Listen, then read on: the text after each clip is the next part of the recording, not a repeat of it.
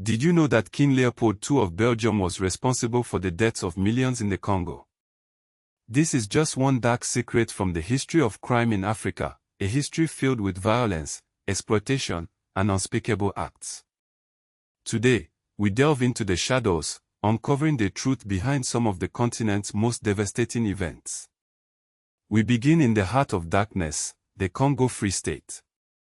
From 1885 to 1908, this vast territory was the personal possession of King Leopold II of Belgium. His insatiable greed for rubber led to a reign of terror. Villages were forced to meet impossible quotas. Those who failed faced unimaginable brutality. Hostages were taken, hands were severed, and entire communities were wiped out. The exact death toll remains a mystery, but historians estimate that millions perished due to violence, famine, and disease. The cut-off hands became a ghastly symbol of Leopold's brutal regime, a testament to the horrors of colonial exploitation. Next, we travel to German Southwest Africa, now Namibia, where another horrific chapter unfolded. From 1904 to 1908, the Herero and Nomo peoples were subjected to a campaign of extermination by German colonial forces. General Lothar von Trotha issued an infamous extermination order in October 1904, driving the Herero into the desert, where many died of thirst and starvation. Survivors were rounded up into concentration camps, where they faced horrific conditions. Tens of thousands perished in what is now considered the first genocide of the 20th century. The Moji Moji Rebellion in German East Africa, present-day Tanzania, offers another grim example of colonial brutality. In 1905, Africans rose up against forced cotton cultivation. The German response was swift and brutal.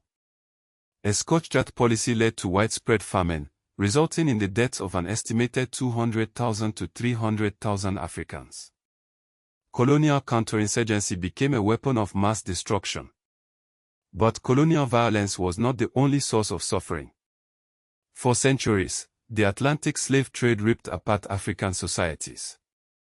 An estimated 12.5 million Africans were forcibly transported across the Atlantic, with millions more dying during capture and transport.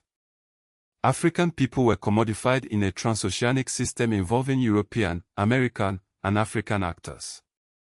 The trade reshaped African societies through depopulation, militarization, and the rise of states dependent on raiding and captive-taking. The East African and Indian Ocean slave trade, often overshadowed by the Atlantic trade, also inflicted immense suffering. For centuries, particularly from the 17th to the 19th centuries, enslaved Africans were transported to Zanzibar, the Arabian Peninsula, and other parts of the Indian Ocean world. Figures like Tipu Tip rose to prominence as major slave and ivory traders, leaving a trail of devastation in their wake. The end of colonialism did not bring an end to violence and crime. The Rwandan genocide of 1994 stands as a stark reminder of the horrors that humans are capable of inflicting on one another. In just 100 days, an estimated 800,000 people, primarily Tutsi, were systematically murdered. The genocide was fueled by ethnic hatred and political opportunism, and it exposed the fragility of peace in the post-colonial era. The Mozambique Civil War, which raged from 1977 to 1992, brought unimaginable suffering to the civilian population. Frelimo government forces and Renamo insurgents committed massacres, forced recruitment, mutilation, and attacks on civilians. Millions were displaced in a war that blurred the lines between crime, insurgency, and state violence. The Sierra Leone Civil War, from 1991 to 2002, became synonymous with blood diamonds and unspeakable atrocities. Rebel groups like the IUF committed amputations, forced labor, rape, and child soldiering.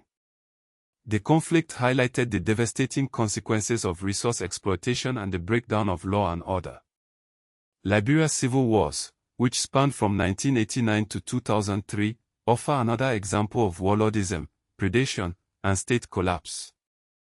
Charles Taylor's forces and other factions committed massacres, used child soldiers, and engaged in widespread sexual violence and looting. These conflicts left Liberia shattered and scarred.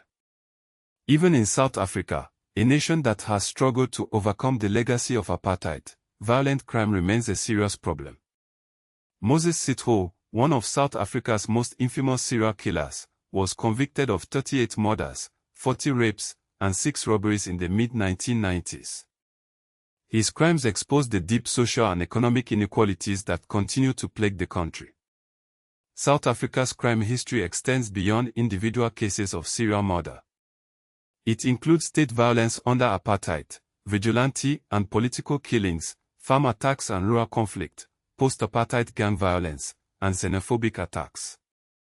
The Heidelberg Tavern Massacre, which took place in December 1993, was part of the violent destabilization period before the democratic transition. But it is important to remember that colonial crime was often bureaucratic, not chaotic. Many of the worst crimes were administratively organized, from robber quotas in the Congo Free State to past systems and labor coercion. Mass death was often produced by famine and displacement, not only direct killing. In cases like the Moji-Moji Rebellion, the Herero and Nomo Genocide, and the Congo Free State, starvation, dehydration, and disease played a significant role. Africa's slave trades were not one system. There were at least 3 major forced labor systems: the Atlantic, the Indian Ocean East African, and the Trans-Saharan. South Africa's crime history is not only about ordinary crime. It includes state violence under apartheid, vigilante and political killings, farm attacks and rural conflict, serial murder cases, post-apartheid gang violence, and xenophobic attacks. Some of the most important African crimes are economic crimes, such as corruption, illicit financial flows, and natural resource theft. These crimes drain resources from the continent and undermine development. The history of crime in Africa is a complex and painful one. It is a history that must be confronted if we are to build a more just and equitable future. It is a history that reminds us of the importance of vigilance, accountability, and the rule of law. The shadows of the past linger, but they do not have to define the future. By understanding the roots of crime and violence, we can work together to create a better world for all Africans.